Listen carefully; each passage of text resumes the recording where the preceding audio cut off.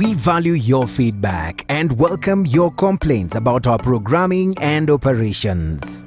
Feel free to get in touch with us through 0700 893 542 or send us an email to views@look-up.tv. We can't wait to hear from you.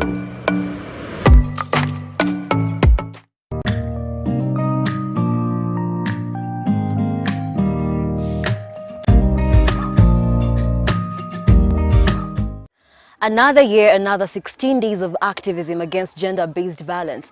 And this year, the campaign ran from November 25th to the 10th day of December, the main focus being essential facts about life, dealing with difficult situations, and how best women can get past each of them. Today, here in Kiseri and Kajiado County, we talk to Pauline Juma, who is a rape survivor. Here is her journey from the painful humiliation of rape to changing the world one girl at a time.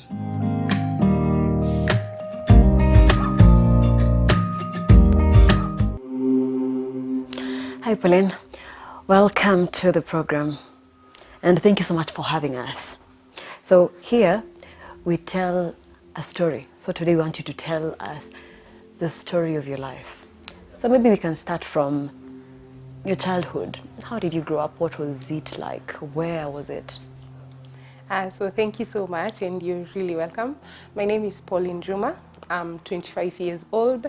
I was born and raised in Kibera slums, Nairobi. I am a firstborn in a family of 4, and my upbringing in Kibera was not one of the easiest.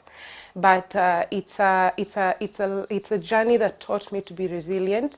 Being a firstborn, born in a family that for us education, basic needs was a blessing to get. And anytime we had food on our table, it was a reason for us to celebrate. It was a reason for us to be thankful to God. And also being born in a Christian family. And you grew up in Kibera. You know, Kibera has a reputation maybe of not so good. Security is not the best. So how was it like for a girl child like you, and you have sisters as well? Mm-hmm. How was it like for you people growing up? See, when you were little, that never mattered. That never mattered because I was always like, I have my dad around. My dad was really harsh. No one would play with her daughters. He was really harsh. And then I have my sisters around. Being the firstborn, I had to protect them all. When my mother is not around, I was always on making sure they've eaten, making sure they've had anything they wanted. And I was really little. I was not that very close to taking care of children, but you will never mess with my sister. And then I had a brother who follows me, and he has always been like a security to us. But when I was now approaching teenager, age 12, age 13, that is when it hit to me how hard this Kibera was. Because at the age of 13, I watched one of my best neighbors dying because of gender-based violence. You see, I used to hear, I was not brought up in a violent home. I never saw violence in my home. So my first time to experience violence was from my neighbor. And my neighbor used to be beaten every single time. And you see, with my innocent self, I will tell my mom, why is she even staying with this man? This man does not help her. I see her selling samosas every day. Why can't she go? And for me, my inspiration from that woman was her daughters. She had the most beautiful daughters. Oh my God, she had 3 beautiful daughters. And the day she died, I think something in me just left. I lost it at the age of 13. I was like, for like 1 month as a teenager, I used to curse that woman every single night I go to sleep. I'm like, you betrayed me, you betrayed your children. Why did you have to allow yourself to be beaten to death? Why have you even just left a small baby? Because she died while giving birth to a small baby. Why have you just done that? This is not fair. You're not being fair even to us. You're not being fair to the society. And one of her daughters was very close to me. So I used to see the firstborn daughter taking care of a small baby, and I was like, no, you betrayed us. I'll never forgive you. I was like, the innocent me at 13. I'll never forgive you. And from that time, I really hated violence. You talked about gender-based violence, and that is like our main agenda for the day. You are we don't call you a victim, you're a survivor. Yes, you're a survivor of gender-based violence. So walk us through that. You see, at the age of 13, when I first experienced gender-based violence, it never left my mind. I was like, women do not deserve this. This was from the experience with your neighbor? With my neighbor. I was like, women should not go through this. But being a rebel in the society, that is what I used to be called, a rebel in the society, because I could never even bow down to boys in the society. I was like, no. Whenever I hear conversations like, girls should be in the kitchen, I was like, no. When I grow up, I want to be an engineer. They're like, no, that's a man's job. No, I want to be an engineer. I want to show you people that I can do it. And you see, at the age of 16, I got scholarship when I was going to high school. So my Form 1, Form 2, Form 3 was just okay. And when I was in Form 2, just a girl came to our plot in Kibera. And I won't call it unfortunately, but she got pregnant when she was in Form 1. And her mother was really angry with her. So the mother chased her. And me with my heart, my mom keeps calling me a candle. I told mom, this is what we are going to do. Since dad buys me shopping and even the project buys me a lot of things, I'll make sure I'm sharing between me and my friend, so that when I'm in school, she does not lack. And every time I will tell this girl, once you've given birth, make sure you're going to school. And I loved her child like mine. You see, I'm just that innocent girl. 15, I was 15 at that time, and I loved her child. Actually, her child knew me as the mother. So when I was in Form 3, that was in 2011, everything was okay. It was just a part of me to do that, to make sure she's okay while I go to school. But just like I keep saying, sometimes we are weird as human beings. Because in third term, 2011, it was in October, I was back home for midterm. And it was a normal thing for us to go to the brother's place to wash clothes. It was normal because for me, it was part of my family. And being a girl, a firstborn girl that I never had a bigger brother, for him, the boy was like my bigger brother, and I felt so confident and so secure around him. So on this day, when this was the brother to your friend? Yes, the brother to my friend. And so this one day, I'm about to go back to school. I used to go back to school at around 10. I take my matatu to Ngararia. She told me, Pauline, it was around 6 in the morning. Pauline, today we are going to help my brother wash his clothes, and then I'll take you to the stage. It was normal. I never sensed anything. And for me, it's still a weakness until now. If I love someone, I'm always blinded with any insecurity that comes in within. And we walked that path.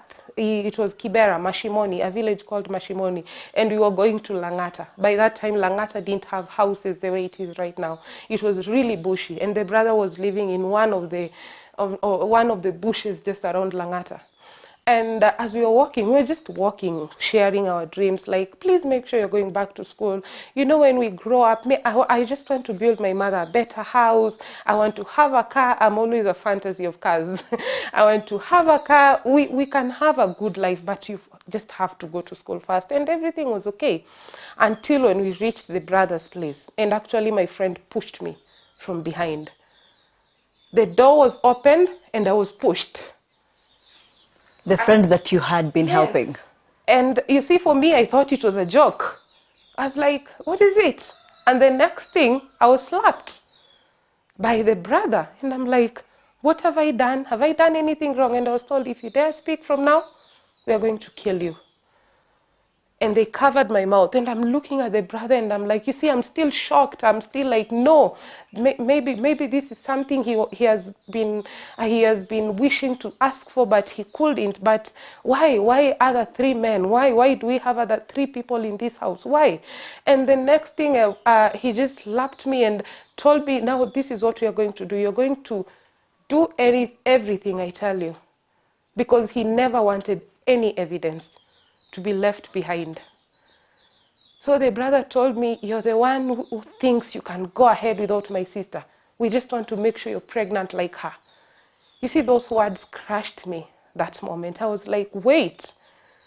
In my mind, I was like, I do this to help. I'm not doing this to compete. I'm not doing this to make her feel bad. You're considering her like family. She was a sister to me, more than a friend. She was a sister, and I was like, no, if that is what she feels, I am sorry. But the brother was the first one to defile me. And then what he told the others in Kiswahili, malizia hii takataka alafu mtupe nje. So the second one defiled me, and the third one was slapping me and beating me, and I think the third one just felt, he felt something and said, no, we can't just let this girl go. Let her go. And they made sure by the time I am leaving that house, there was no evidence that I could go out with. And they were like, if you dare speak, we're going to kill you, mom. Don't even try that. So at this time, you said you were 15? I was 16 at that time, 16. So then after that? After that, something about being born in Kibra, you always knew what to do when you get raped. So first thing, I went to the hospital. I tried my best. You see, sometimes I think of that resilient 16-year-old girl at that moment, that girl who left that incident without even shedding a tear. And I went straight to the hospital, and I was very firm with my decision. I just need medication, and I am not going to report this. Because if my mom gets killed, you're not going to be there. And they gave me medication. I went back home. I showered. I even told the doctors I need everything of mine back. I need it. How did you manage to, take everything as usual? I had to. The threats, I had to. So you were worried for your mom's life? For my mom and for my siblings. I was in so much pain that day, but I went to school and pretended like everything is normal. Part of October and November, I was like, everything is normal. So in school, I tried to commit suicide 2 times. First, I tried to hang myself in the dormitory, but I had really close friends in school who knew this is a very different Pauline, and we have to watch over her. Oh, so after you had reported back to school, they noticed that something is different? They noticed because I just drastically changed. I was no longer the jovial girl. Everything in me I used to write. So one of my friends realized that I had a book, a very special book to me. I used to walk with that book everywhere. So I could write everything, and she took the book and read everything. So, she just told me years later that, Pauline, I read your book, and that is why I was always overprotective. Within those 2 weeks that you were in school, I was always after you. And I told one of our friends that anywhere you go, 2 of us should be at that spot. So when I tried to commit suicide in the dormitory, they were actually there. When I went to the laboratory one day and I'm like, I am going to take all these chemicals and just die, they were there and they saved me.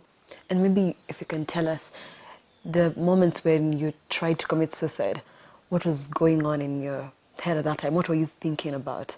I felt useless. I felt unworthy. At that moment, I felt like the world was over for me. You see, I was a dreamer, a jovial person, but by that time, I personally felt like I let my mother down.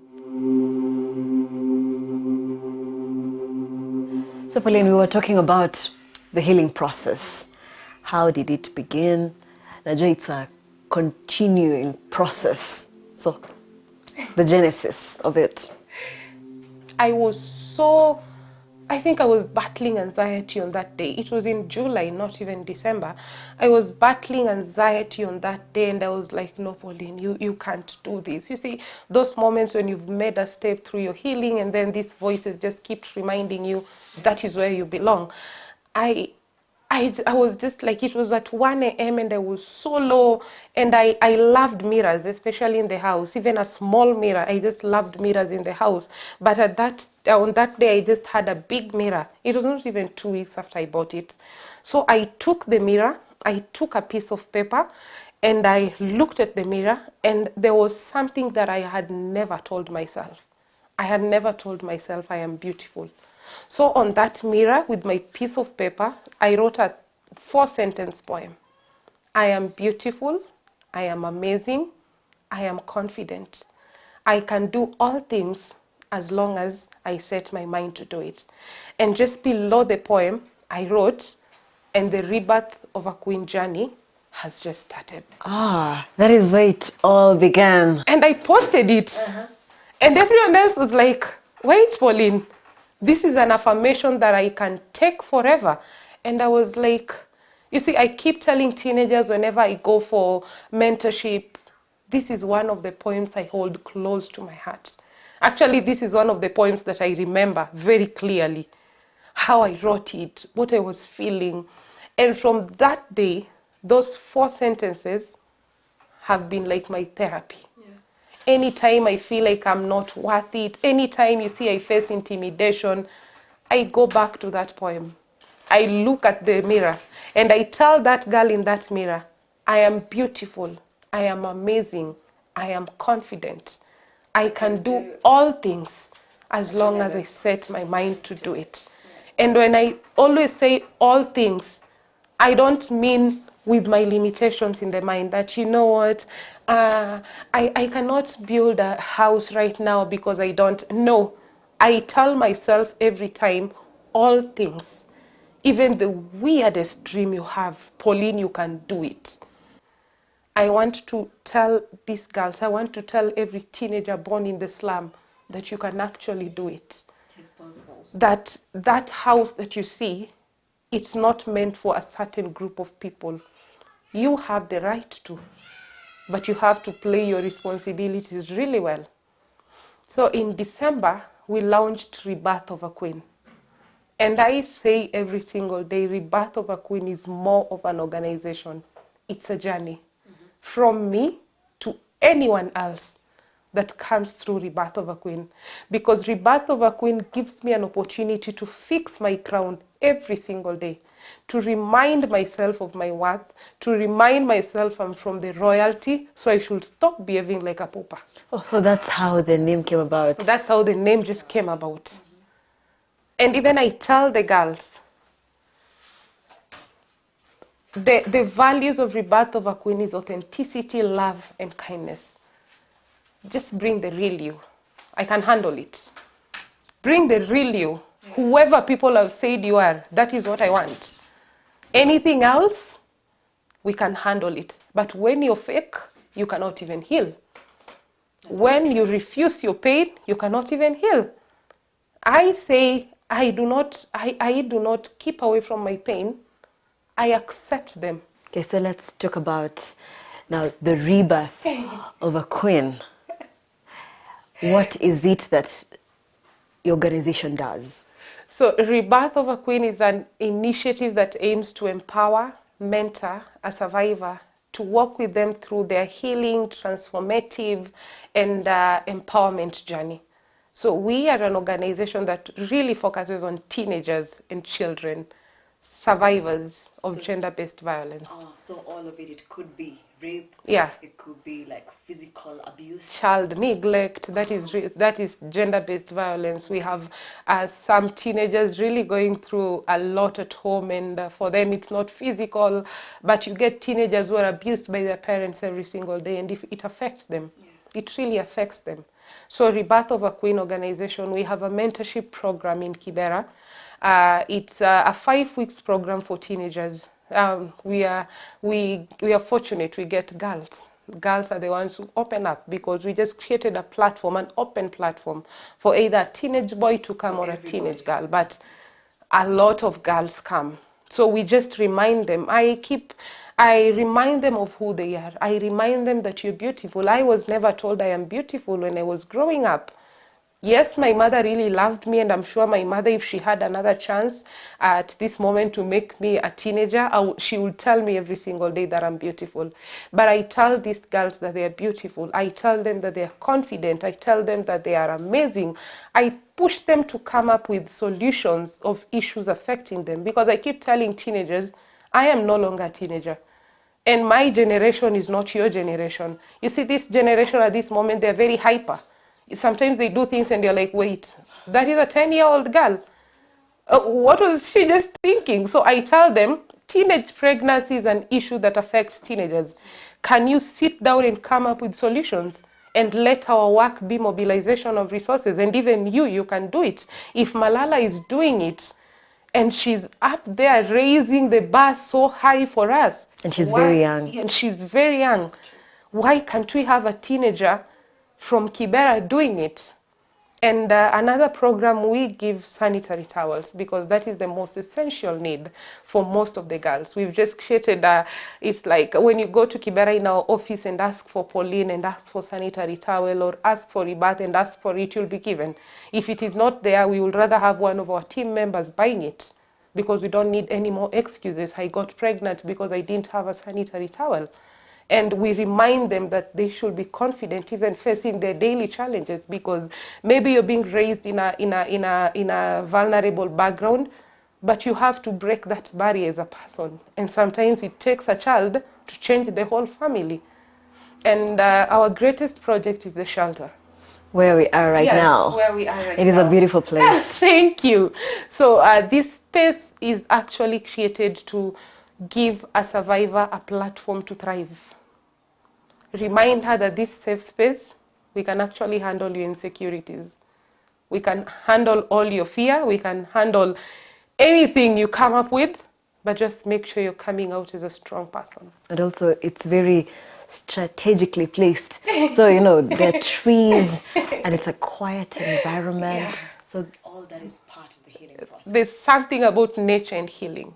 The trees remind you. You see, sometimes the trees fade away and then after some times they're green. That is what life should be all about. Yeah. Yes, rape, that is an event. Yeah, exactly. I keep telling them that is an event and trust me, it passed. But you're here to take a process. And I don't lie to them. Healing is not one of the most beautiful processes you can take because it reveals a lot about you. So I was like, at the age of 22, I started the healing journey. I just started like, Pauline, this is who you are. This is what you need to do.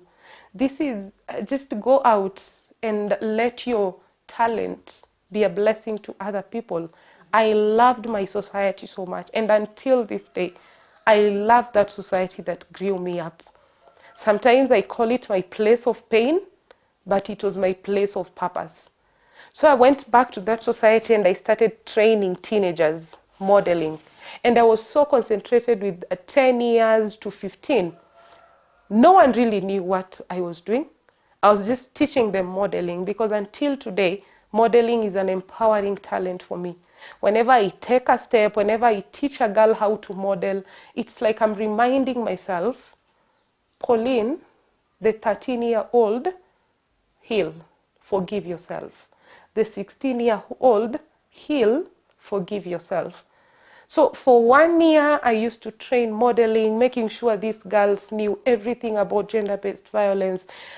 Sometimes I could even use my own money to make sure the girls are just outside Kibera, even to prestige, just to show them what the world actually looks like. Because for me, all my life just being around Kibera, and whenever I'm out of Kibera, I'm in school, in Muranga, in Machakos, I think I always wanted to see more about life.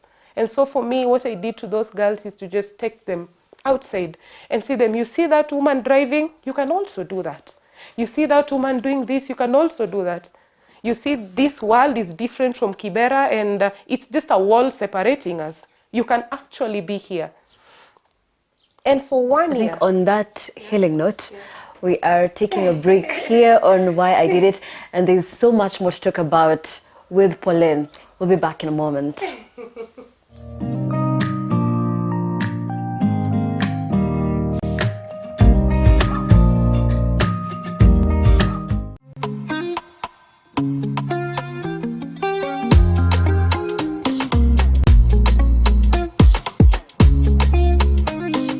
In this life, we all walk through loss, heartache, and disappointments. Our eyes are opened, our ears are opened, our hearts are opened, our minds are open, so that God can speak to us directly.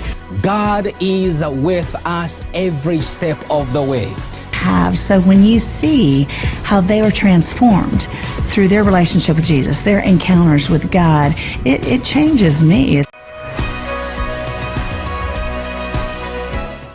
Turn your 50 bob into $1 million shilling investment. Changamka and Shindagari Chap Chap with Hometel. There's millions in shillings worth of prizes to be won. Send your 50 bob to paybill number 4040153 and get a chance to win 20,000 shillings daily. And each week, one person gets a chance to walk away with a Mazda Demio and another a Beth Mobility motorbike. Remember, the more times you try, you could be the winner of a fantastic Toyota Prado. Do not be left out. Send 50 shillings to paybill number 4040153, account name Lockup TV, and get yourself a Hometel lucky number. Changamka and Shindagari Chap Chap with Hometel promotion. For more information, visit www.shindagari.co.ke. Terms and conditions apply. Are you willing to pay the price for success? Movement is in progress, but progress requires movement. We have believers today who want 24 hours miracle, who wants 24 hours success, who want fast food victory. And curry is a thickener. Don't know if you know that. It is a thickener and also a flavor for soup or stew.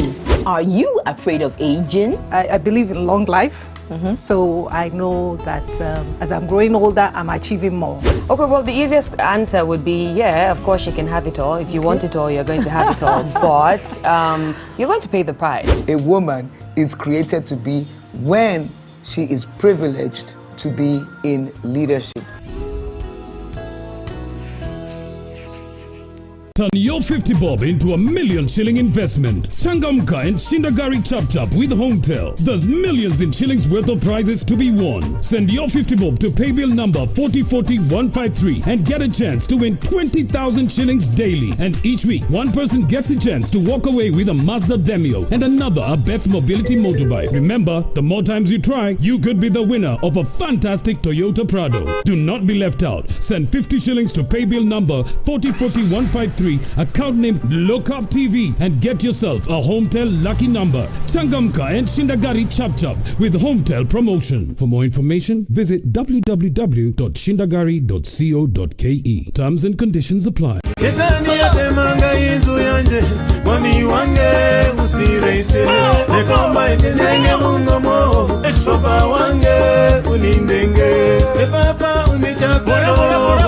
Niweze kumushinda shetani, Baba nituzyairo, enyale kumushinda shetani. Baba unijaze roho, niweze kumushinda shetani, Baba nituzyairo.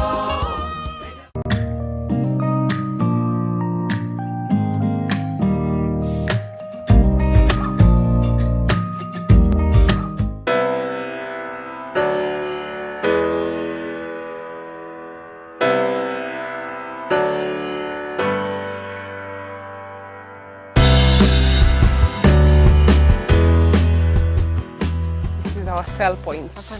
Yes. How much? How much is bajia?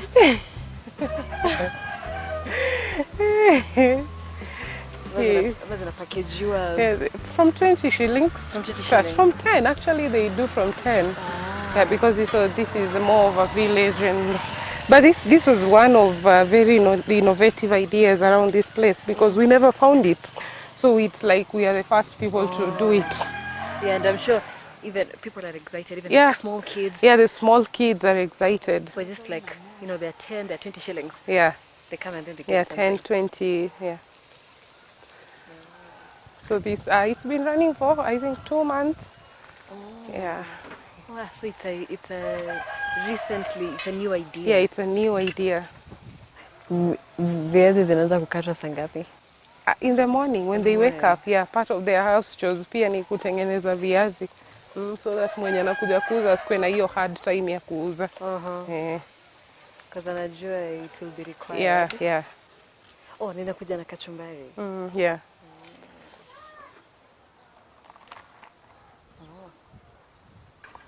Thank you. So people eat here. Yeah.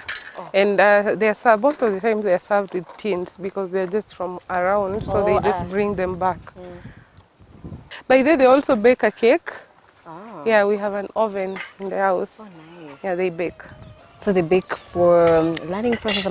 Learning process, and they are now just a few steps away from having a good professional cake. Kitu imebaki ni decoration. Yeah.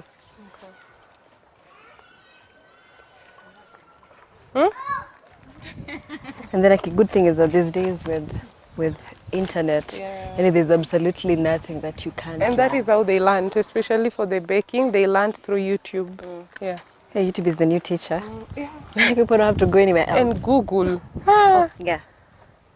If you want anything in this world, just Google. So let us return this back. So let's talk about the rescue center. So how many girls do you have here? At the moment, I have 13 girls and 2 small babies. Yeah, very adorable babies. Yeah, and the rescue shelter is basically a safe space for these girls to be empowered and to holistically grow to who they were meant to be. So part of the programs we have the mentorship program, and that is just to remind them of who they really are, to raise their self-esteem. And those are moments we have real conversations during mentorship. And we have art session. We draw to heal. Yeah, you maybe are not one of the best painters or one of the best, let me call them a drawer, but you just draw whatever is in your heart that you want to heal. Use that color that empowers you. So it's a form of therapy. Yeah, and sometimes we have meditation just as a way of reminding these girls that it is within you to take back the power in your mind, to just learn how to speak to your mind and speak to yourself and remind yourself of who you are. So, yeah. And the girls are between the ages of? 7, that is the youngest girl that we have, and 20. Yeah. And you said they're here for different reasons? Yeah, they're here for different reasons. We have defilement cases, we have domestic violence, we have child neglect cases. Because I've seen very, very small babies. Yeah.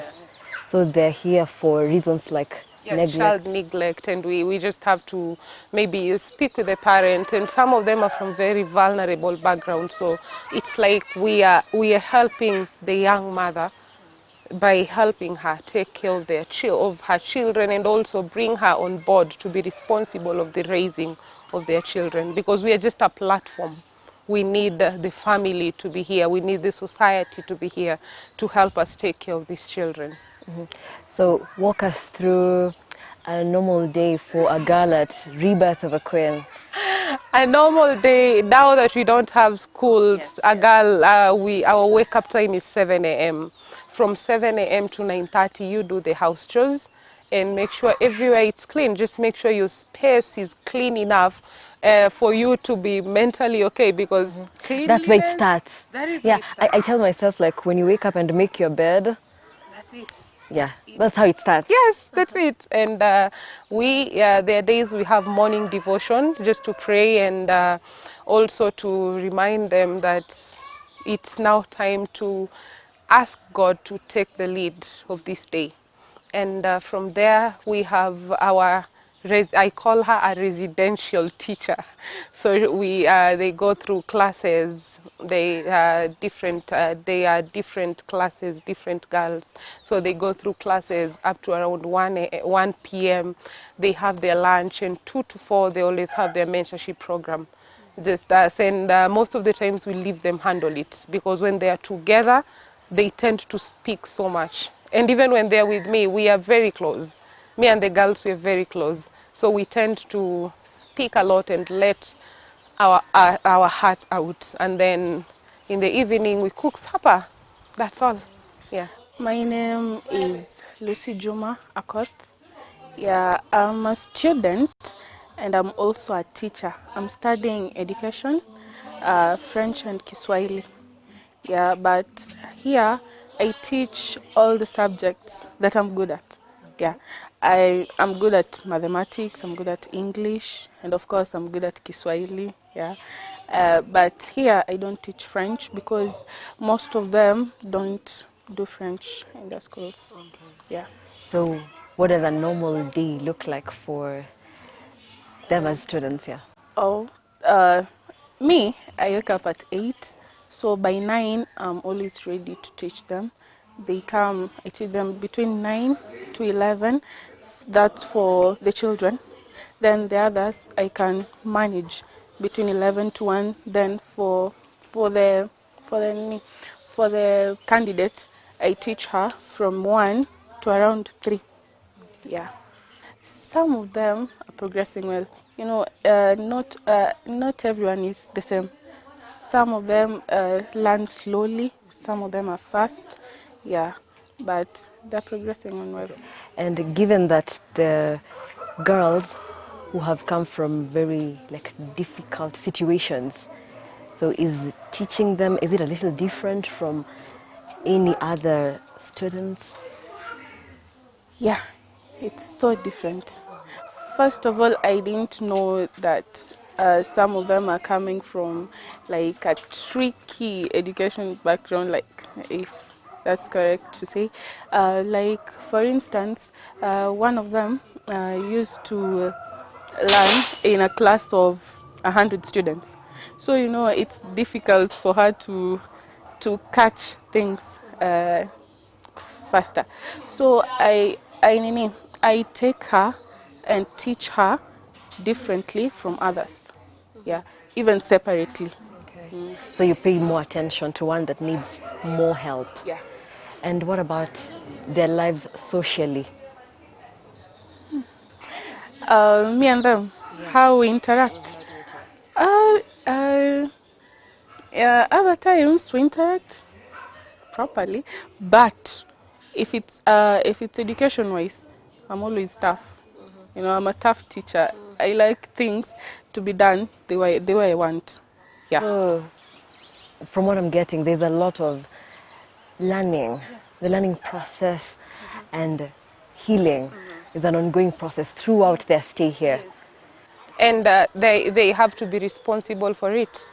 Yes, we are all going through pain as we are here. I am not perfect as your mother, but you know what? We have to be responsible for our healing. We have to be responsible for our learning. We have our teacher who teaches us. You have to be there for class.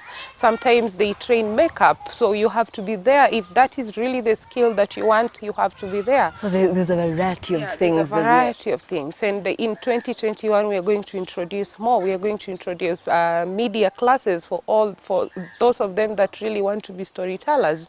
We'll go in depth in makeup just to train them to be professional makeup artists, so that if a girl lives in this space, she's empowered enough to go to a society and create a new life again. And in 2021, we are also planning an exit strategy for the girls. When a girl is getting out of the Rebirth of a Queen shelter, we will rehome her and help her start a new life, a new powerful life again, and make sure we are keeping in touch to make sure she's growing to the girl that she's meant to be. Ah, that's beautiful. And what about the funding? There's obviously a way you run their two homes. There's a way you run them. So how do you get the funding?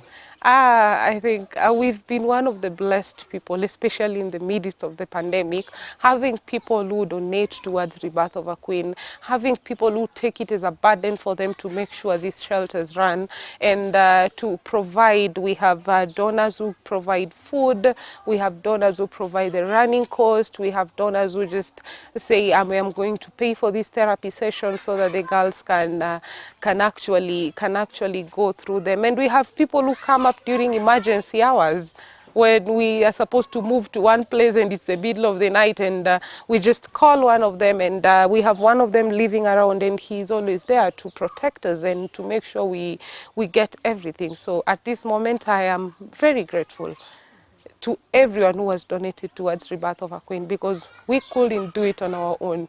Yes, I do right, I earn, and most of my savings, I put it on Rebirth of a Queen, but I couldn't do it on my own. Yeah, but from, again, 2021, we are going the sustainable way.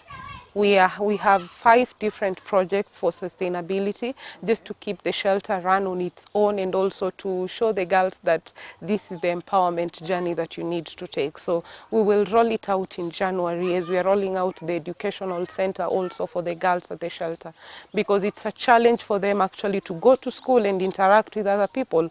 So they need to go through that process of learning in the shelter, and just remind them that and also interact with other children from other schools, and just making sure the moment we are integrating back to the society, they've actually understood what it is to be with other people. And yesterday, the victims of post-election violence, so they were awarded 4 million each. There were 3 or 4 women, I think. They were awarded 4 million each for the violence against them sexually by members of the GSU. Yeah. So do you think the government is now starting to handle such cases in a better way? I am glad they took that direction. But as far as we know, they were more than 3, they were more than 4, they were more than 5. And I wish the government is doing something. The fact that we only have one safe shelter in Makueni, that is the only one that we have, I personally feel like the government is doing something. But I'm sure the government has the potential to do more. So this is just a start? This is just a start. And I am really hoping the survivors are going to use the funds they've been given to empower themselves. Because sometimes I feel like money is not the only way to actually, it can't rub the pain. Have they gone through counseling? Have they gone through the empowerment process? Or they'll just get the money, and the society, they'll be like a prey in the society, and everyone will want them, and at the end of it all, we find these people, the same people. We need to have different bodies coming together to actually empower survivors. Rebirth of a Queen cannot stand without legal advice. We cannot stand without the judicial system, without the medical bit of it, without the education and empowerment. So we need different stakeholders with a vision to actually end gender-based violence to come together. But I'm glad they did something. I'm glad. That is hope to other survivors. Yeah, as much as maybe they will not get there to be awarded, but I'm glad. Yeah. 13 years on. Yeah. I am glad, because actually for me, when I see another survivor thriving, it always gives me hope. Like, yeah, this is something that can be done. This is something that actually, this is a barrier that we can break. Yeah, but I wish the government could do more. And what is the future of Rebirth of a Queen and learning? If it's possible, I would like to set up a school so that they won't struggle to go to school in other places. So I'll just monitor them closely. Okay. Yeah. And as you're winding up, we want to know about you. So are you in a relationship? Are you okay to talk about it? Yeah, I'm in a relationship. It's a bumpy ride. How difficult was it for you to, trust someone again, just be in that space of intimacy? For me, it was always a confusing task for me, because on the other side, I'm vulnerable towards the male genders, and on the other side, I actually see them as the perpetrators. So any small mistake someone could have done, I'm like, but I said it. You see, I'm like, Pauline, you don't even listen. This is something that always happens to you. But at least right now I'm in a space where I'm appreciated. And right now I'm in a space that I know who I am, and I don't need any validation from anyone, that I know what I really want. And I actually, if I need your help, I will tell you. And I'm in a space that I appreciate who I am, and I appreciate the other person. And also I appreciate that we are different people. We come from different backgrounds. And if we are in this journey, it's okay if we can just be honest and authentic towards one another. I love authentic people. Yeah. So the person that you're dating is aware of your story and everything. He sees it in the media and he's like, go for it. Yeah. So how would you, are there like boundaries, or have you healed enough to just, you know, maybe get married someday? I have not healed completely, not completely. I'm still in that process, especially on the sexual journey. I am still healing. It is a healing process. It is a healing process, but I would gladly commit to marriage right now.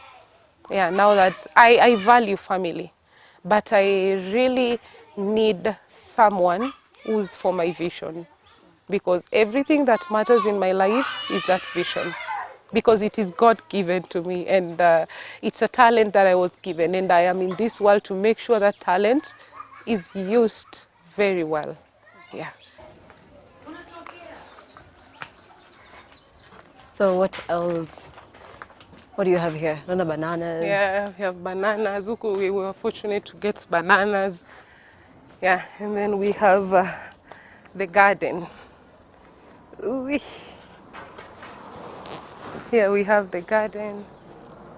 So we've used, I think, 4 times the vegetables from here. So we have spinach, we have, I think, terere. Yeah, we have terere, managu, and saga. Yeah. And then it's nice because even if you don't need too much space. Yeah, you don't. Yeah. This idea was so awesome because it's a little space, and it provides food for the whole family, the whole shelter. Yeah.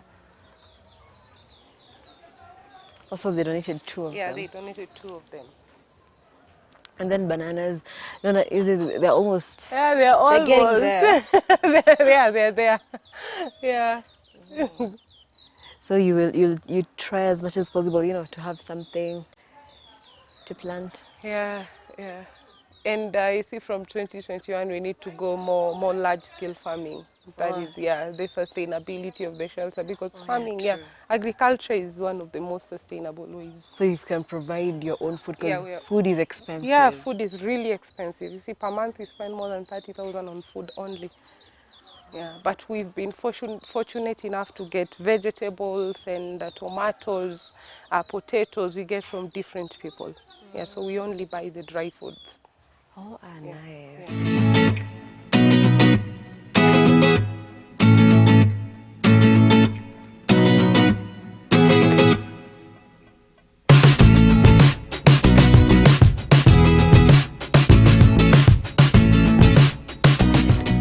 And then the space that nilikuonyesha first, it will be like a studio.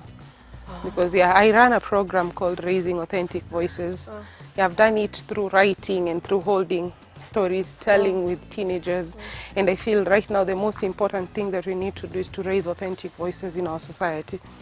Voices that will never be moved or changed with anything. And you know, these are so many responsibilities, and you're just 25. Yeah. And when you talk about your life, someone thinks, even the experiences of someone who's like, what, like 35? I know. Or something. There was an Indian who was doing a root card, and she was telling me I've lived 15 lifetimes. That is why I feel so old sometimes. I'm like, your story is so long, like someone will be like, where? And you see, sometimes it's within just a short period of time. And that is why I tell people, I serve just a God who's amazing. Yeah. Because Mungu wangu anaweza fanya kitu ya 1 year na 1 day, and you can't do anything.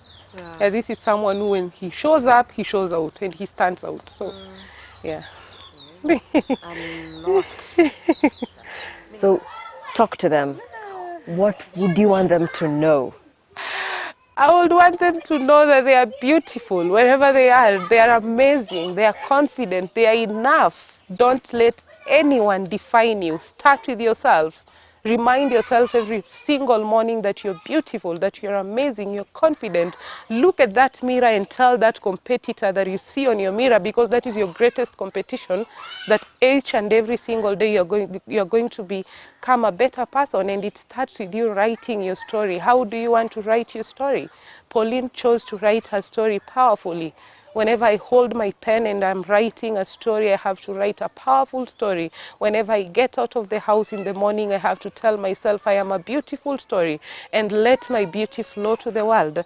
And if anyone feels like speaking, they should reach out. We are here. We need to help. Let us just be put to work. Let us listen to more stories. Let us bring out more strong survivors, because we are not different from other people, but we need more affirmation. We need resources for survivors. And we are here. The little that we have, we are going to make the world a better place. So wherever he or she is, do not be silenced anymore. It starts with you speaking out. Okay. What about the perpetrators? Their time is over. They are not going to put any survivors down. The justice is coming for them. And the best justice that I chose is healing. We are not going to listen to their voices anymore. We are going to rise above those voices, and they better stop it. They just better stop it. And this is not a request, it is a demand. They better stop it, because a generation is rising that rape will never be taken just as a normal case. Yeah. Thank you so much for sharing your story. It is not easy for someone to be, be vulnerable and go back and tell the story and relive the moments. So we appreciate. Thank you so much for coming. Thank you for having us. Thank you. For Pauline Juma, she remains to be an inspiration for many ladies and women who have undergone gender-based violence. As a takeout for me today, I have learned that silence only benefits the perpetrators, but speaking out is the first step towards healing. This is why I did it. I am Nancy Nelima. Thank you so much for watching.